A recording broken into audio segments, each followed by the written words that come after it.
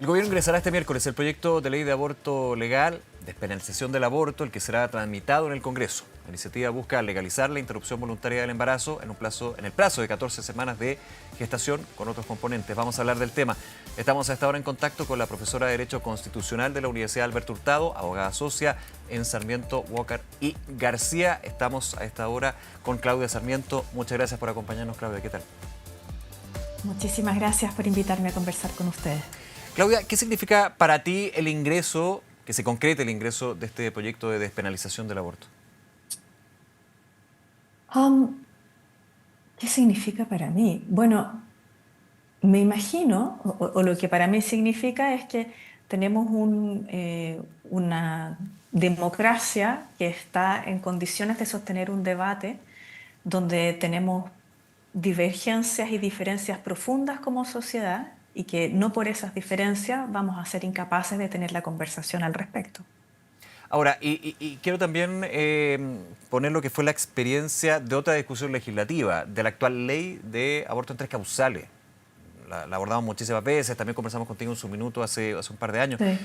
Eh, con esta discusión legislativa, pero que no es solamente legislativa, no es una ley, sino lo que implica la ley, ¿tú crees que es una antecedente, es un punto de partida para llegar a lo que es esta segunda etapa? ¿Cómo lo ves desde ese punto de vista? Evidentemente, hablar de un proyecto de ley de despenalización del aborto no puede inalienarse de alguna manera de lo que fue la discusión anterior de las tres causales, me imagino yo.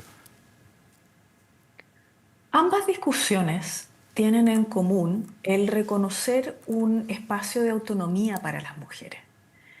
La discusión de la ley 21.030 que reguló el aborto en tres causales lo que hace es reconocer tres situaciones que son simplemente dramáticas. O sea, el estar embarazada pero que tu vida corra peligro a causa del embarazo. El tener un embarazo que no va a llegar a término, como es el caso de una inviabilidad fetal letal o que el embarazo sea producto de una violación es dramático. Y en ese contexto la discusión estuvo puesta en estas situaciones que son Sí, durísimas, claro. corresponde que sea alguien más que defina cómo enfrentar esto por la mujer y corresponde que además, si ella decide no continuarlo, se vaya presa o tenga la amenaza de irse presa. Y ese fue el contexto de esa discusión. El contexto de esta discusión es una donde decimos no hay un drama asociado, un drama sí de complejo. Sí. Pero eso no le resta importancia a esa autonomía de las mujeres cuando el embarazo no es solo un embarazo, el embarazo es traer una vida, es la maternidad, es hacerse cargo de un otro que hace que todo tu mundo y tus prioridades cedan, porque si algo sabemos quienes somos madres es que todo se reorganiza cuando tú tienes un hijo, uno pasa a un segundo o a un tercer plano.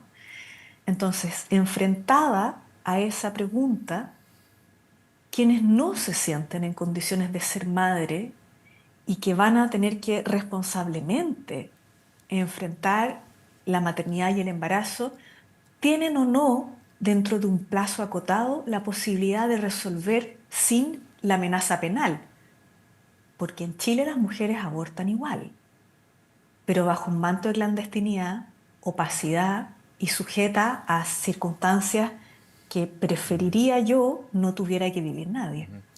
Una discusión que hay que verlo de distintos frentes, creo yo, lo que tiene que ver con los derechos, pero también con una situación sanitaria. De hecho, conversamos hace un par de días con la ministra de la Mujer y Equidad de Género y llegaba un poquito a esa conclusión. Una no es más importante que la otra, pero de todas maneras es parte de una discusión compleja que tiene distintas visiones, pero que se debate. Ahora, en términos de la normativa, en términos de lo legal, en términos también de la objeción de conciencia, que es un elemento que también está incorporado. Hay un cambio en el reglamento, de hecho, del aborto en tres causales, que ya tiene toma de razón de la Contraloría. ¿Cómo ves al Chile de hoy para esta discusión con respecto a lo que fue en su minuto, tres causales, y anteriormente? Recordemos que antiguamente existía el aborto terapéutico, derogado, pero era un punto de partida, digamos, para una discusión que tiene varios frentes.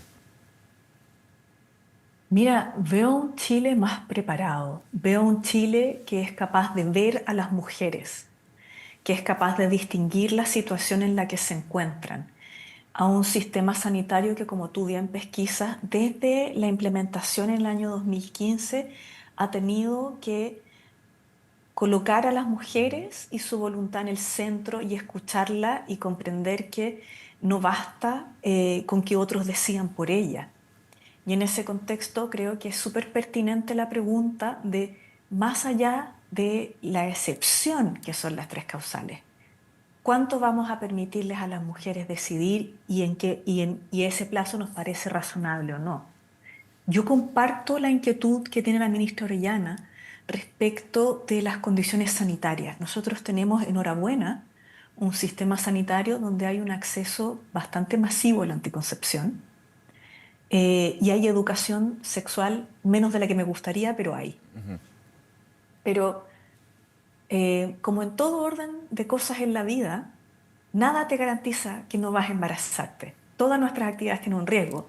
Si tú me permites una analogía tal vez un poco burda, Sí, claro. eh, nosotros todos creemos en el derecho de propiedad, ¿verdad? Y nos basamos en la lógica de que la propiedad es importante y la resguardamos. Pero hay veces en las que tu propiedad puede ser dañada por un tercero o puede ser robada incluso, aunque tú seas súper diligente. Eso mismo pasa con el embarazo, ¿no? No todas las relaciones sexuales, incluso cuando tú usas preservativos o tienes profilaxis, te van a prevenir 100% de tener un embarazo. Y en esa hipótesis, la pregunta es, bueno, ¿cómo nos enfrentamos a esa situación? Ahora, Y, sí, por perdón. supuesto, el riesgo de la clandestinidad es que tú quedas sujeta a inescrupulosos, Claro. quedas sujeta además a tu capacidad adquisitiva para el tipo de redes a las que vas a llegar. Y esa inequidad es dolorosa. Hay, y no solamente una frase, digamos, es un punto que se discutió y tengo claro se va a discutir, se sigue discutiendo, y que tiene que ver con el derecho de la vida del que está por nacer y la concepción de cuándo comienza la vida. Ahora hay una discusión enorme, académica, religiosa, valórica. Muchos dicen esto es un tema valórico, pero constitucionalmente hablando, si nos vamos solamente a lo legal, efectivamente es un tema. Te hago la pregunta, ¿zanjado o no zanjado para esta discusión? Porque finalmente esto es lo que va a ser uno de los puntos, no el único, pero uno de los puntos que va a estar presente en el debate. Y está presente. O sea, yo pienso que tú haces muy bien la distinción, porque uno puede tener una respuesta normativa y puede tener una respuesta que no es normativa. Porque en términos de la cosmovisión que tenemos, vas a encontrar con muchas alternativas, ¿no? Y son todas legítimas en una sociedad que es moralmente plural.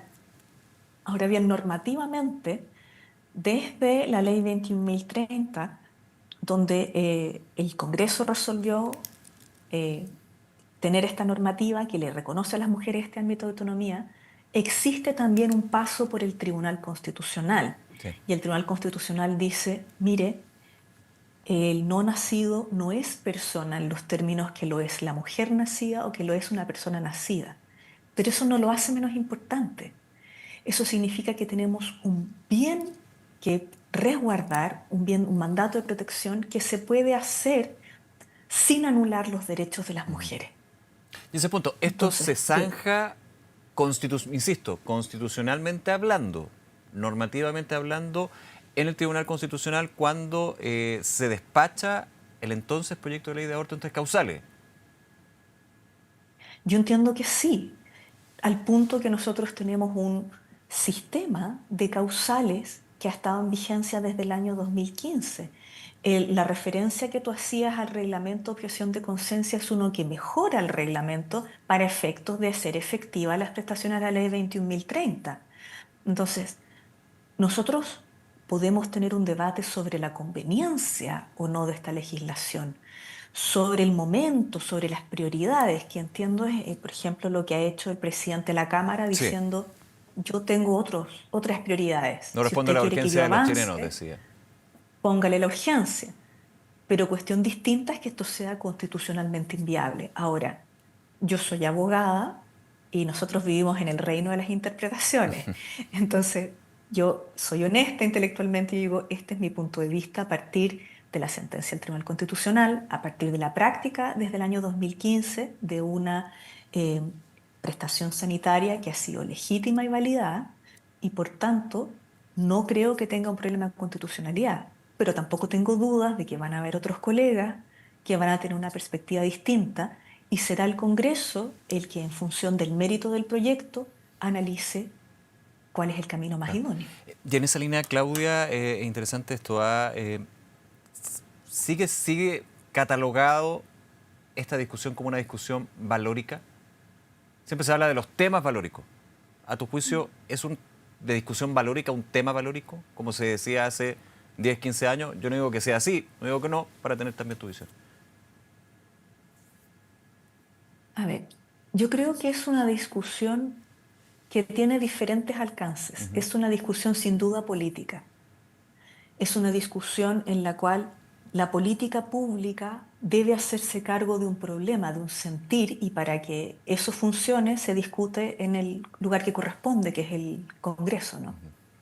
Pero en cierta forma también es una discusión valórica, porque de lo que estamos hablando es de aquella eh, dimensión humana que nos hace decir, bueno, ¿quién va a tomar una decisión respecto de cómo vivir su vida, de cómo vivir la buena vida?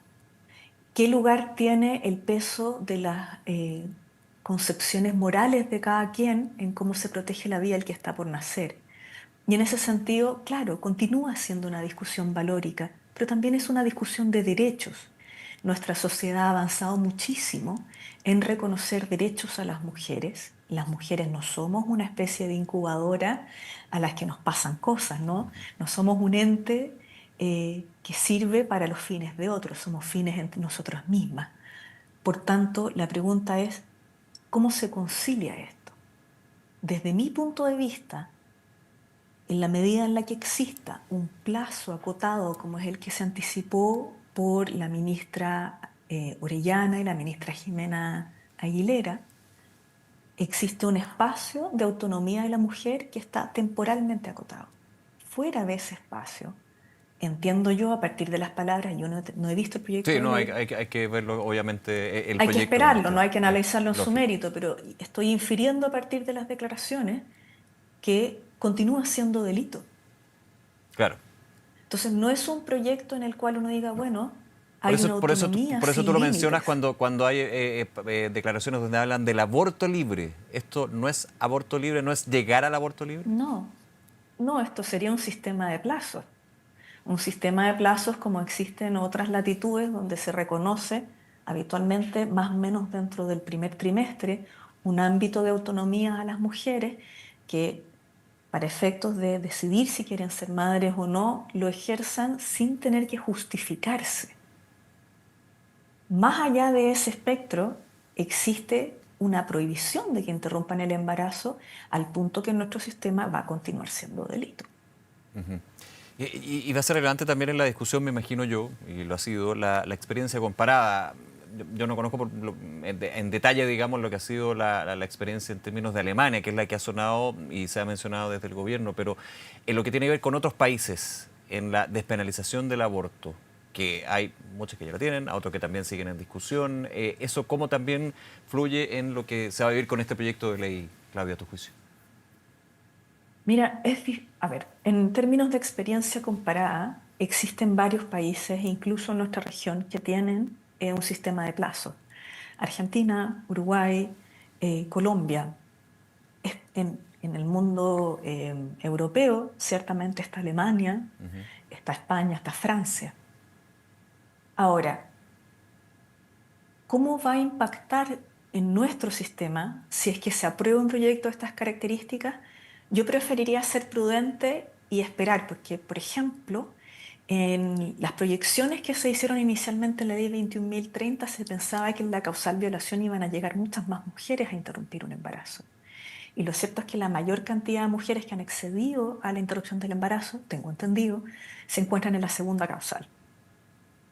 Por tanto, uno podría ver en los hechos cuántas mujeres van a acceder, porque vamos a tener un correlato entre aquello que en este momento se ejerce en la clandestinidad versus una acogida en el sistema sanitario, que dicho sea de paso, va a permitir algo que en la actualidad no se hace. Si llega una mujer a interrumpir su embarazo dentro de un plazo de 14 semanas, esa mujer puede irse, por ejemplo, con un control de natalidad distinta si es que no lo tiene. Puede irse con una verificación de tener acceso a un control ginecológico periódico. Entonces, en la medida en la cual el sistema de salud entra, esa también es una garantía de cuidado presente y futuro para las mujeres. Claudia Sarmiento, nuevamente gracias por este tiempo, un debate que sigue, una conversación que vamos a estar abordando aquí en Canal 24 Horas. Gracias, que está ya muy bien. Encantada, muchas gracias por su contacto. Hasta luego, gracias.